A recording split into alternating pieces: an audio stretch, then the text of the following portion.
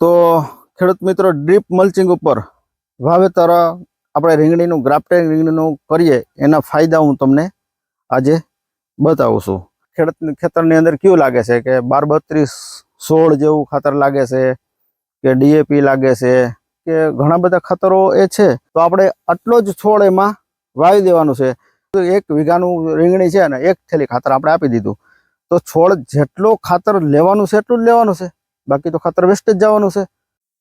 નમસ્કાર ખેડૂત મિત્રો, હું છું અમીરભાઈ બગિયા અને જીજે ખેડૂત નામની ચેનલ છે એમાં આપનું હાર્દિક સ્વાગત છે. અને આજે આપણે વિડીયો બનાવવાના છીએ ડ્રીપ અને મલ્ચિંગ ઉપર. કારણ કે ડ્રીપ મલ્ચિંગ એટલા માટે કે મને ઘણા બધા ખેડૂતોના ફોન આવ્યા ને એમાં એવું પૂછવા આવ્યું છે કે ડ્રીપ મલ્ચિંગ ઉપર આપણે ગ્રાફ્ટેડ રીંગણીનું વાવેતર કરીએ તો ફાયદો કે નોર્મલ કરીએ તો ફાયદો. તો ખેડૂત મિત્રો, ડ્રીપ મલ્ચિંગ ઉપર વાવેતર આપણે રીંગણીનું ગ્રાફ્ટેડ રીંગણીનું કરીએ એના ફાયદા હું તમને આજે બતાવું છું. તો પહેલો ફાયદો, ડ્રીપ મલ્ચિંગમાં આપણે જોઈએ તો આપણે આ પહેલાં તો ગ્રાફ્ટેડ છોડ વિશેની જ વાત કરશું કે આપણે કઈ રીતનું. તો પહેલાં આપણે આગળના વિડીયોમાં પણ વાત કરેલી છે કે અહીંયા ગ્રાફ્ટિંગ થઈ ગયેલું છે તો એની ઉપર માટી ન ચડવી જોઈએ. પછી કારણ કે માટી ચડે અને જો અહીંયા ઉપરથી મૂળ મૂકશે તો એ છોડ પાછો નોર્મલ બની જાય છે. એટલે પારા ચડાવતા વખતે આપણે સાદું વાવેતર કરીએ તો એમાં શું થાય કે આપણે સાહ કરીએ, પછી આને સોંપીએ, પછી પાછો પારો ચડાવીએ તો અહીંયા ઉપર માટી ચડી જાય. બરાબર, ઘણા ખેડૂત એના માટે ક્યારેય કરે છે, એવું કંઈ નથી કે અહીંયા માટી ચડવા ન દે, થોડીક જગ્યા રાખે, એવું બધું કરે છે કે પાડો એટલો પોળો રાખે એવું.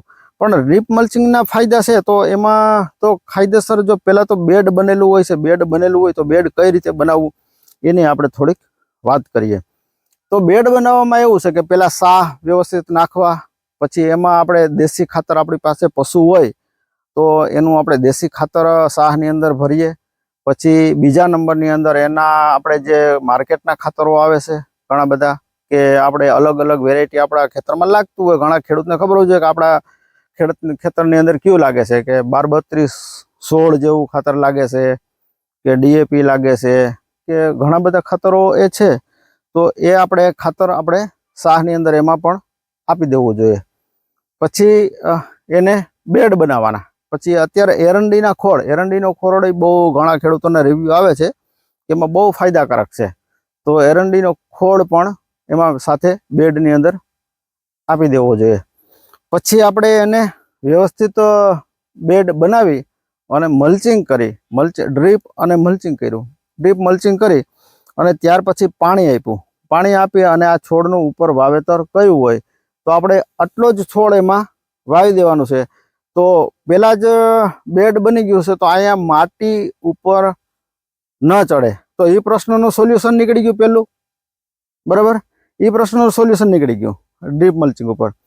પછી બીજો ડ્રીપ મલ્ચિંગ ઉપર બીજો ફાયદો ખેડૂતોના ફાયદાની વાત કરું છું, જનરલ ફાયદાની વાત કરું છું કે એને પાણી જે વારંવાર જો આપણે પીએ તો આપણે સીધું ખુલ્લું પાણી આપીએ છીએ તો એ પાણી છોડને અમુક ટકા વધી જતું હોય, એવા પણ પ્રશ્ન બનતા હોય. તો ડ્રીપ મલ્ચિંગ ઉપર આપણે પાણી ડ્રીપ ઉપર જેટલું છોડને જોઈએ છે એટલું ટૂંકા સમયમાં પણ આપણે પાણી આપી શકીએ. એટલે બીજો ફાયદો એ પણ છે. પછી બીજું એક કે એમાં નિંદામણ નાશક.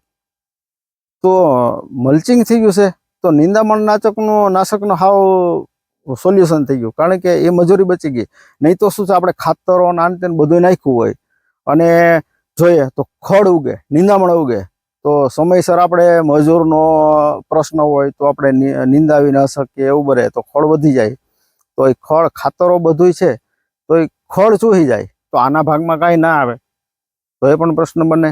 તો એ પણ બહુ સારું છે કે મલ્ચિંગ બહુ વ્યવસ્થિત, ખડનો પ્રશ્ન નીકળી જાય, નિંદામણનો. પછી બીજું એક કે ખાતરો જે છે, ખાતરો આપણે આમ જોઈએ ને તો અત્યારે સમય પ્રમાણે વોટર સોલ્યુબલ્સ ખાતરો આવી ગયા છે બધા. તો એ આપણે પાણી દ્વારા આપણે છોડને આપી શકીએ. આપણે ઓલું ખાતર આપીએ, ઘણા ખેડૂતોને શું હોય કે આપણે ખાતર હમણાં નાખ્યું, માનો કે એક થેલી, ઉદાહરણ તરીકે આપણે 12-32-16ની ખાતરની થેલી લઈ લીધી અને એ આપી દીધી ખાતરને. પછી આપી દીધા પછી શું થાય કે છોડને જોઈએ છે તો ઓછું, અને એને આપણે આપી દીધું વધારે આપી દીધું. 1 વીઘાનું રીંગણી છે ને 1 થેલી ખાતર આપણે આપી દીધું. તો છોડ જેટલો ખાતર લેવાનું છે એટલું જ લેવાનું છે, બાકી તો ખાતર વેસ્ટ જ જવાનું છે. તો એ પણ પ્રશ્નો રહે છે.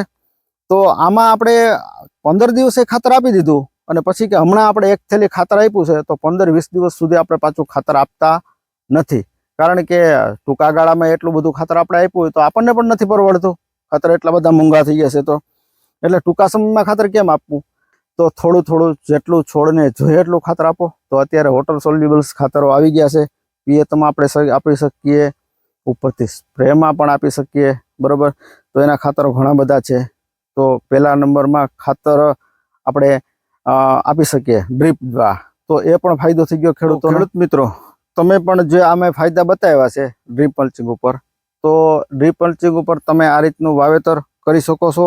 અને તમારે જો કોઈને ગ્રાફ્ટેડ રીંગણીના છોડ વાવવા છે ડ્રીપ મલ્ચિંગ ઉપર, તો એનો મારા નીચે કોન્ટેક નંબર આપેલા છે, એને ઉપર તમે કોન્ટેક કરી શકો છો.